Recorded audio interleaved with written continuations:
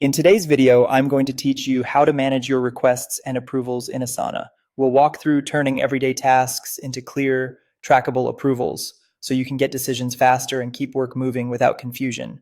Start by signing in and opening the project where your request lives. Find the task you need reviewed. This might be a design, a document, or any deliverable, and click to open it so you can work in the task details pane. Next, open the More Actions menu by clicking the three dots in the top right of the task.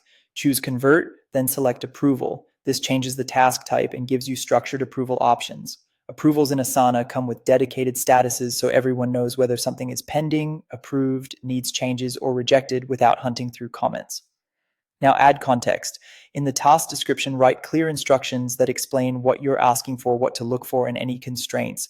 Attach the relevant files like PDFs, images, or links. And if there are multiple versions, label them clearly so the approver knows which one to review. Assign the approval to the right person and set a due date. A firm deadline keeps the request visible and helps prioritize the decision. When the approver opens the task, either from their My Tasks or directly from the project, they'll see the approval control. They can choose approve, request changes, or reject, and add comments for context. Encourage approvers to be specific so you know exactly what to adjust if changes are requested. As approvals roll in, use the status icon in list view to spot progress at a glance. An empty circle means it's pending. Green indicates approved. Orange signals that changes are needed. Red shows it was rejected. This visual cue lets you monitor multiple requests quickly and follow up where needed. If your team has multiple stages, create a lightweight workflow with sections and custom fields to track phases like in review, changes required, and final approval. Custom fields can capture who the approver is, decision date, or priority, making reporting and sorting much easier.